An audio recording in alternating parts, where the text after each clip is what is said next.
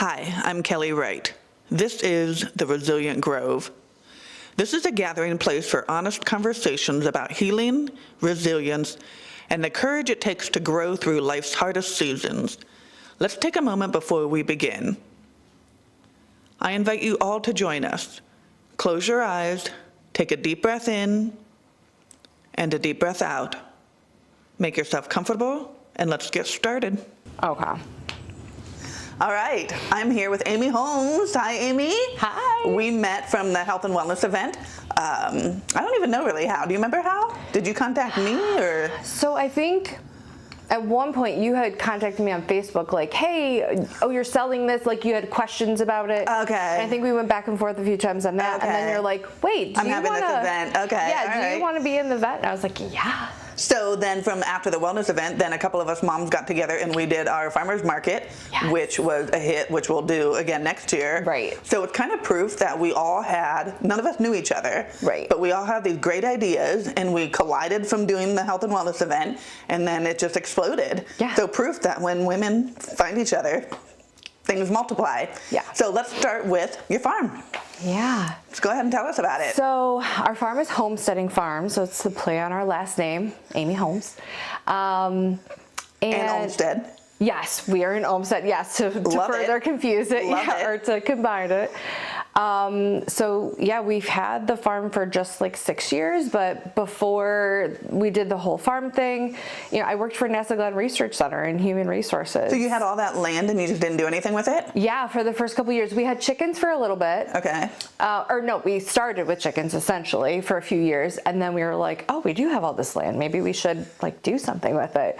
So it was more like, it evolved. Why not? It was like, we have the land, we have the room. And like, I had been a gardener since like middle school. Like I taught myself everything I know about gardening. Nice. And so it's just been forever. Like I've always done the gardening.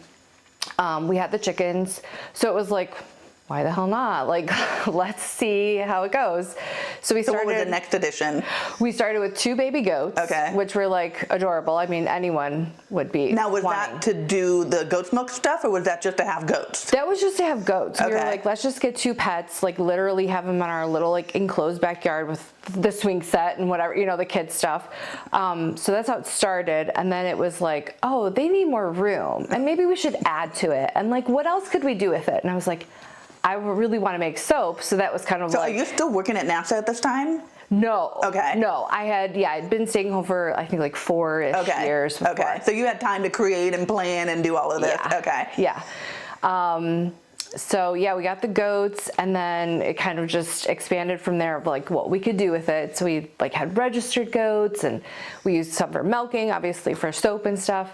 So you actually milk the goats yourself? Yeah. Really? Yeah. And so you learned how to do all the goat's milk stuff? Yeah, I taught everything I know about, goats through like different Facebook groups that will like give you education stuff on it, or just like researching myself. I've read a couple different things on it. Were you into that stuff before all of this? No. Really? No. Huh. Yeah, like we weren't even really big on animals before this point. Like we had lived in a condo, which was smaller. We just didn't have enough space. And then I had no pets growing up. My dad was allergic, so it was like 0 pets to like 100% farm. It was like this weird jump. So what do you make now? So like product wise? Yeah. So I do the goat's milk soap. I've been doing that for like 5 years. And then Which, by the way, is my favorite soap. Oh, God, thank you. It's the way that it lathers, the way that it's just, like I've tried a whole bunch of different soaps, and yours is my favorite. Good. The way that it just, like I said, the way that it lathers is really different, because some natural soaps don't lather very well. Right. But yours is lovely. Oh. And it feels good on the body too. Right, like it doesn't feel like sticky or like no, and it doesn't. Drying. Yeah. So anyway, go ahead. So you make the soap. Sorry, yes, soap. Eggs from our chickens, and then I make all sorts of other things like tallow, magnesium oil products, and then goat's milk, lotion bars, and so where'd the beef butter. tallow stuff come in? So that was just this past year. Like I had been to markets the year before, and I was like, what is this stuff? Like I literally had never heard of tallow, like in any form. And I was Now, like, is this something that has been used for years and then just kind of recirculating? Yes, Okay. exactly. Okay. Like 100 years ago, Yeah. that was what people used for like moisturizing everything. So it's beef fat, correct? Yeah, it's beef fat. Okay. Just melted down and whipped up. But yeah, that's how tallow was born. I literally was just like, let's just try it. Let's just see how it goes. So I just like researched it and did it, and I was like, this is so fun and so easy and like works. Yeah. So it was like, yeah, this is a done deal. I have to say, I love it. It does feel great, but the smell, like, they like it. Like, I start to like become tasty. They follow you around. They're like, you smell a little bit like meat. Right, I know. But I love it. It's just, again, it's the texture, it's the consistency. I mean, it's not only that, I can just go across the street and get my eggs and my lotion and my soap. I mean, can't beat that. Yeah. So, okay, so you do all of those products, and then you make your breads too? Yeah, so I do the sourdough. So I teach sourdough class, and then at the farm, and I make our own sourdough, and I'll bake it for markets and things like that. Like, I'm slowly kind of transitioning back to just teaching sourdough. Okay, yeah, you mentioned that you wanted to teach more. Yeah, I just feel like I like teaching people to make it themselves rather than like making it for people. Okay. I love that though, because there's a lot of people who want to learn how to do that. Right, absolutely. Yeah. Like our classes have been crazy. Tell everybody how we can find you. Yeah, so we have our website. It's homesteadingfarms.com. And then I'm on Facebook, I'm on TikTok, so I try to add to those. Once it's like in our busier season, which is like spring through fall, I post really by the way, you have to mention you do your goat yoga. Right, yeah. And the goat, the goat therapy thing that you do? Yeah, so we do our two big events that were really popular this past year were goat yoga. So we did, I think, 7 sessions of it that all sold out. It was amazing. It's just crazy. And then we do baby goat snuggles, which is literally our newborn baby goats. People come, hold them for an hour, snuggle, talk to them, play with them, and that is how it works. I mean, there's no actual therapeutic component to it. Do the goats actually like let you cuddle them? Yes. Really? Yeah. Oh yeah. Yeah, like they're not squirm, like they're so people friendly at that point because that's how we raise them that they're not like running away. Like they love it. They're falling asleep and just. Well, I will say that when, because I used to joke when we were at the wellness event and then the farmer's market, told my daughter, I was like, you know what, next event I'm bringing a goat because everybody flocked to your booth to see the goat. Yeah, and that's what like blows my mind every time we do things. I'm like, they're here for the goats? Yes. Like, yeah, people just love it. It's Is it because so it's like funny. something that's not mainstream? I think so. Different? Yeah, and people, like you said, like people like the experience of that. They're like, I want to be able to. They do. They want to be able to say, I did the goat yoga. Yeah. Yes, I know it. Yeah. Yes. Because they come and take all the pictures and do all the things. But it was funny though at the farmer's market. I mean, it was just like a beeline. I mean, of course, all the kids, all the dogs wanted to see the goat. Yeah. But like you would just see people walking by and they'd see a goat and they would just go right to your booth. Oh. Yes. So yeah, it was a smart marketing move on my part to bring a goat. Well, next event, I'm bringing a goat. Yes. Yeah. Speaking of events, so we're going to be doing the farmers markets again next year. Why? For us, I know the importance of it, but as a community, why is it so important to have these types of events? Yeah. So I think it's important for like different local families, businesses, like get together and like share ideas on that. I really think it's important to like not focus on spending our money in big box stores, but really just like come back to the community and be like, we already have these resources. Like we really need to like work together, not just for like the money aspect of it, but just like the community, just to like be in touch with each other. So when I was planning the health and wellness event, it was at that time, my intention was to take everything I knew, all the people I knew, share it with the community, right? Yeah. What happened afterwards was my life became more enriched because I met all of you. Right. So had I not been the one to plan it, if I allowed the city to do it, I wouldn't have met everybody. Yeah. But like I said, I can go across the street and get my soaps and my eggs. I can go down to Shannon and get all my breads, right?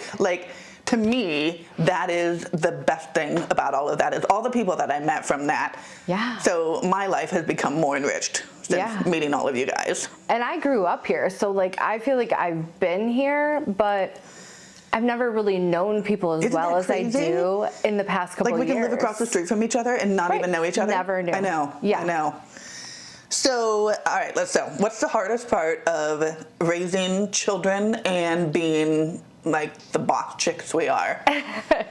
Yeah, I think it's the guilt, essentially. Like you can't be in two places at once. Yeah, I was You're actually torn. thinking that was going to be my answer too. Oh, okay. Yeah. Yep. Yeah, like you can't be in two places at once, but I think I've just made peace with it. Like I'm just choosing like to be present when I'm doing in whatever season. Like the farm takes more of my time in spring through fall, but we do other kids stuff and they take more time at certain times in the year too. So you find the balance. Yeah, so I think I'm just finding like instead of feeling the guilt, just being like, okay, I'm going to be present whenever I am here with them, and then just stop trying to be perfect. Like no one's like there's no measuring stick, but you want to feel like you're doing all the figuring things. it out, or is that something? Yeah, same for me too. Yeah, I feel like this last year has been like Same. a huge Me year too. of growth. Like I've just like some things just felt like they fell into place. Like even just like meeting people or like being in the right place, and you're just like, I feel like this is like coming together. Like you feel like you're knowing what's next. And It's nice. throughout the time I was raising the kids, I still had my jobs and my businesses. So I wouldn't say I balanced it well, but I did have a balance. However, now that the kids are older and I can have more energy for my career and my goals, Yeah. I realized like the kids never took away from it, but I wanted to be present to raise them. Right. And then I knew that I had to make a lot of sacrifices, and then there would be a time where I could go back to me. Right. And that's just what you do. You have to make some sacrifices as a mom. Yeah. Yeah. And then there's going to be a time where it just starts to unfold and just naturally flow into rhythm. But we've always been doing that work while we were having our babies and raising our kids too. Right. It's not like we're just starting fresh. Yeah, no, So, definitely not. well, good. That's so amazing, isn't it? So, It on that is. note, people often expect women to be superhuman, where we manage it all. Yeah. And running the house, raising the kids, juggling the careers. How do you stay grounded and practice self-care? Yeah. I think I just stopped thinking that it was like selfish or like some fancy thing, like I needed to be bougie in order to like be okay with having self-care. And now it's just like as little as just going to a yoga class or just like taking time, like just silently myself, like I'm not chatting with anyone on the phone, I'm not texting back and forth, just like trying to refocus, like, okay, I'm here, what needs to be done, like not for a to-do list, but just like, what do I do to like be right with the world? And that's something I just now figured out at 48 years old. Yeah, it's taken me just as long. Yeah. And it's something that I try to pass down on the kids. And I know it's a learning process as you go through ages, but like, why couldn't we have this wisdom when we're 20? I know. If I could just go back and tell my old self, be like, you don't have to be perfect. Right. Just do your best, right? Like, it's frustrating. I just felt like if I like listen, like, and that's what I'm trying to teach my kids now is like, you can listen to people, to their opinions or how they feel, and that doesn't mean you have to like be okay with it or like even follow whatever they're saying you should be doing. Like, but just listening to people. Like, it's okay to be like, oh, that's how you do it? Oh, okay, great. Like, and be happy for them and still be like, just like the tolerance and just like okay with whatever your path is, like be okay with it. And carry on. That's your path, that's my path, right? Yeah. So, speaking of the kids, how do you think, my kids now are at an age where they're thanking me for how I raised them. How do you think that being who we are, the boss women, how do you think they see us? Yeah. Your kids are younger. Well, your daughter's older, but your little kids are younger. Yeah. How do you think they see you as this woman who does all this stuff? I think they really admire it. I think... Have they ever said anything to you? Yeah. I mean, Really? my youngest is just like used to, like, that's just how we've always been.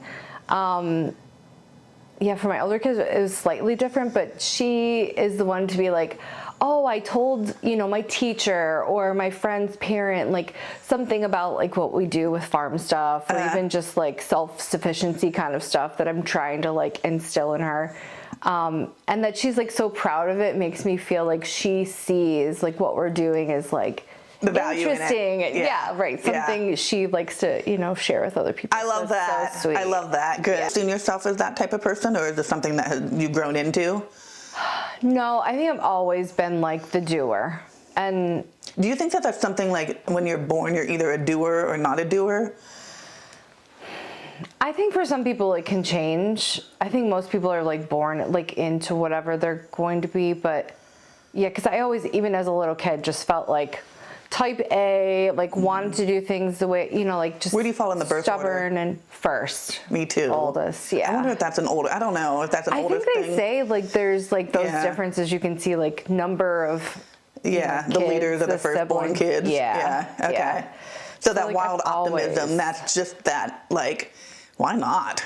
Right. Why not? Like where does it even... So the next question is like talking about redirections and failures. For me, as I've gotten older, I don't like the word failure.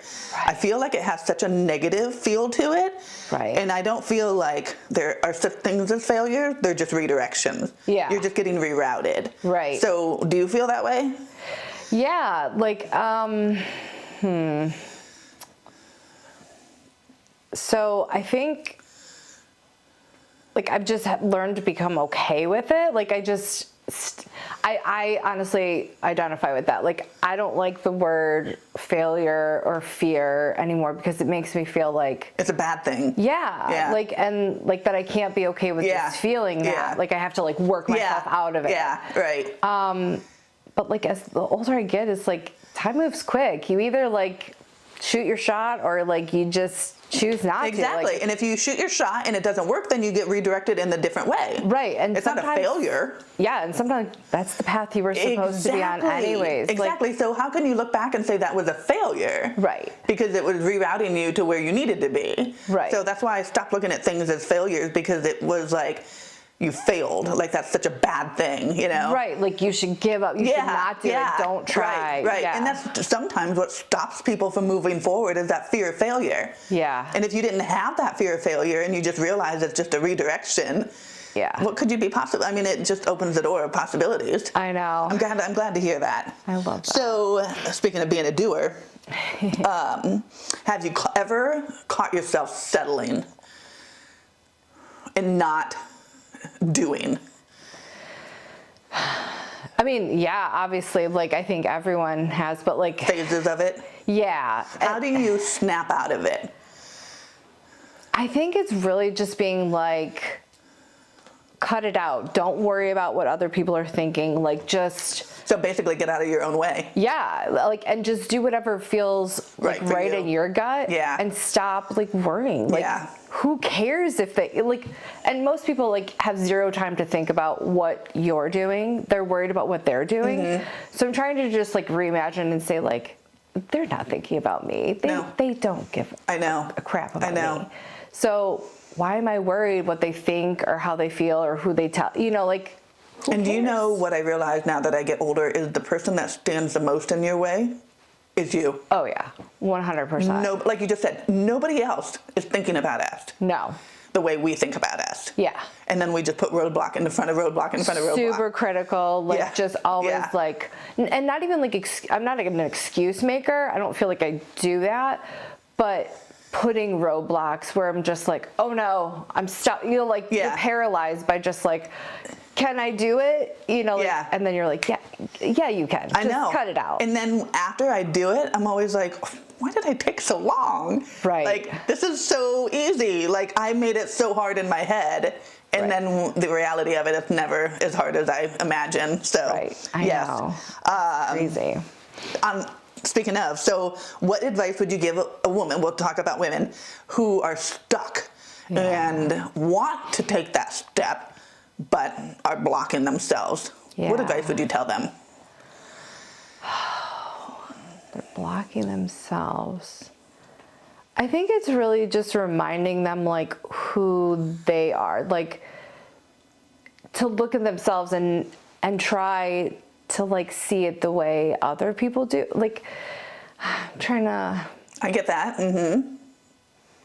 You know, just to like help them remember how cool they are, like what things they've done, just to remind them who they are and how much of a difference they've made, so they can kind of just like be like, oh, see their own like gifts. Boost like their own self-confidence, to like be like, oh, I forgot you knew I was great at this, or like could do something for someone else. And I don't know, it just. So let's use an example. What we were just talking about with the new class. Yeah. Is how you had that roadblock, right? Yeah, for sure. So how did that get you stuck? Or how did that get you unstuck out of that mindset?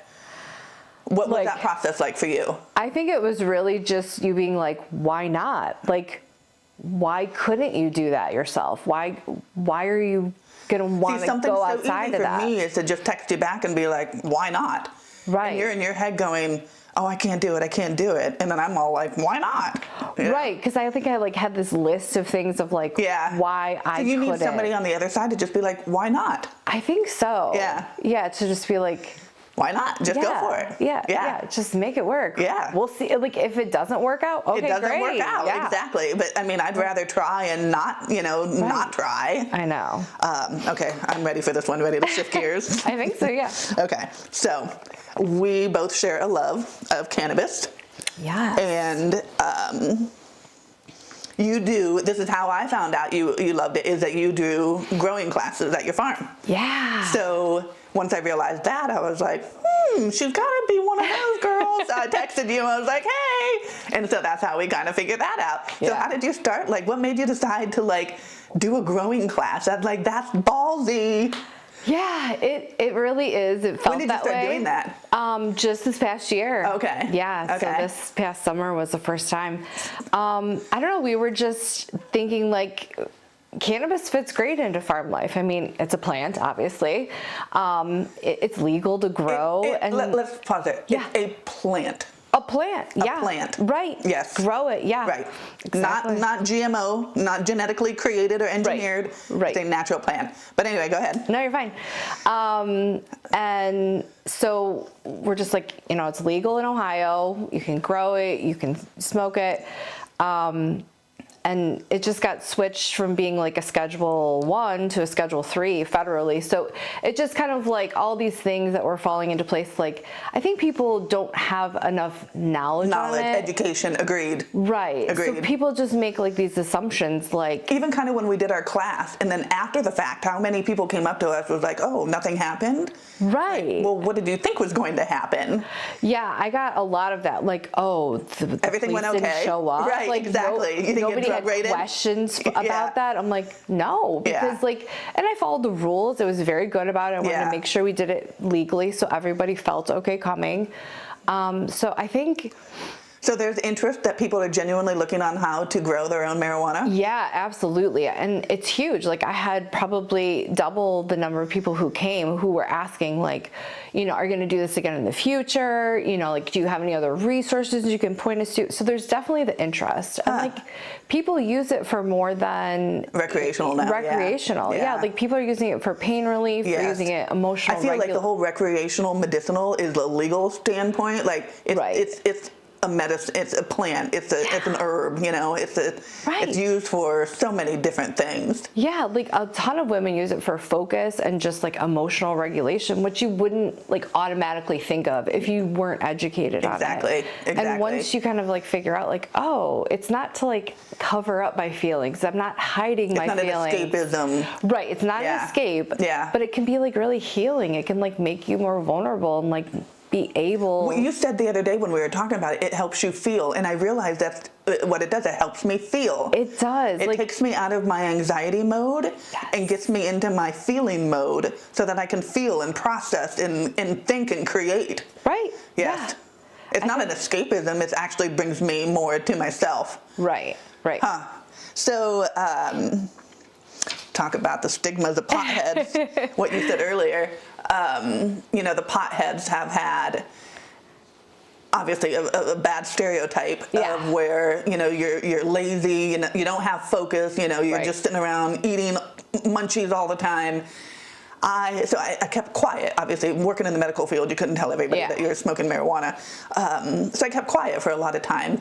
And, I'd hear my coworkers talking about how drunk they would get every weekend. And I'm like thinking, gosh, I watched a documentary sitting high on my couch and it was fantastic, right? Right. So, but if I told people, they would be like, oh, you're a pothead. Like, I don't even understand what that means. Like, right. So when I would tell people I smoke, like, you smoke? Right. Like, you don't look like a smoker. What is a smoker supposed to look like? Right. Right? So that's when I started thinking I was more comfortable telling people, because I was confident in myself. I'm like, I'm not the pothead. Right. Right? But that name is, still, again, another negative name, right? Yeah. So did you have any of that where you had to? Yeah, like I felt like the stereotypes were out of control. Like, like I'm a wife, I'm a mom, I'm a farmer. Like I do a million different things, but I've never identified like, I'm a pothead, because that just immediately makes me think like lazy, unmotivated, like people who cannot function. I feel like it's a young 20-something-year-old guy who is just like, playing video games and not doing anything with his life. Oh yeah, for sure. Yeah, it's not one of us, right? No. So we talked about the misconceptions that marijuana does have, where it gets looped into all the other drugs, right?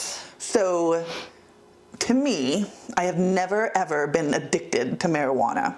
I can quit it and not have any withdrawal symptoms. I don't think about it all day. I can just take a break. Right. And I'm fine with it. Yeah. And then I can just go back and smoke again. Yeah. So is that the same for you?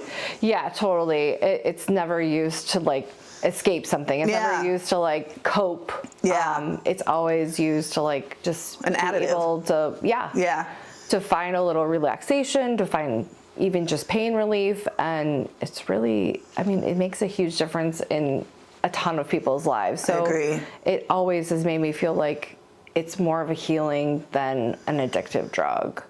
So what could we say to the people who are still under that mindset of it being, addictive and part of all the other drugs that they've looped it up into?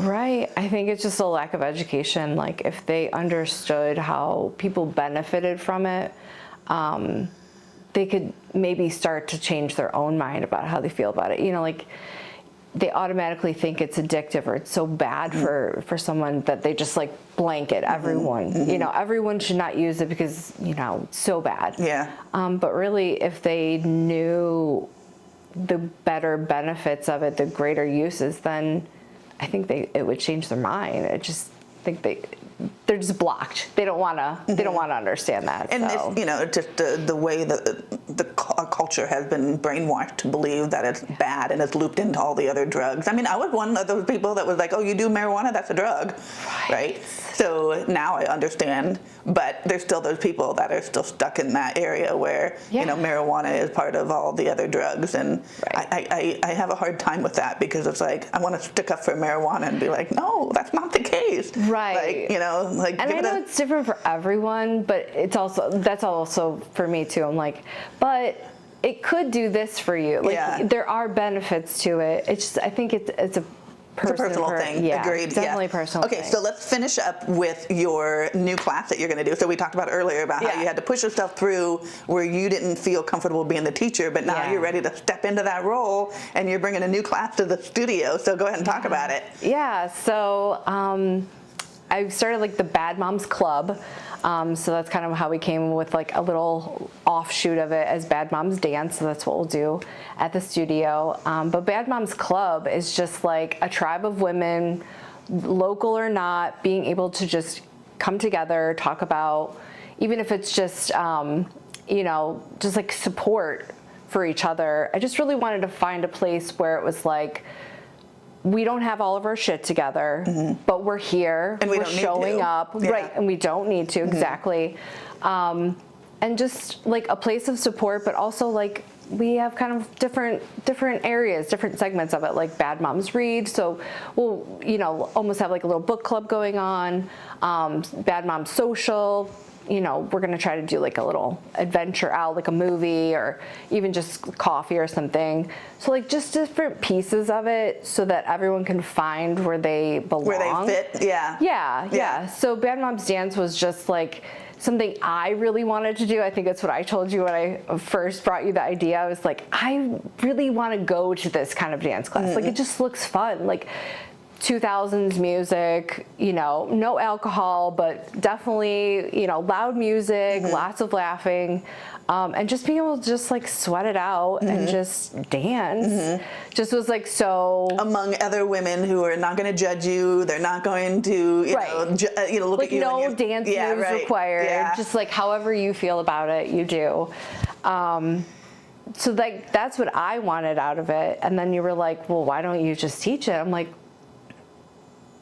but why? Like, like I really just like had this different frame of mind. But once you're like, but why don't you just teach? I'm like, somebody just got to open that door. You know, people have done it for me too. And that's why I told you, like, I think I just like need a day. Like I just had to like reframe it in my own mind and just be like, yeah, I guess I could. I mean, I have enough experience. I have knowledge on it. Like I feel like we're gonna make our own diplomas. Right, I know. Yeah. We're gonna have diplomas graduation ceremony. We just start handing about. We have graduated life. We deserve to be teachers now. We know what we're talking about. Absolutely. Great. Well, thank you so much, Amy. This has been lovely. Yeah. All right. Thank you. Cool. Yay! Woohoo!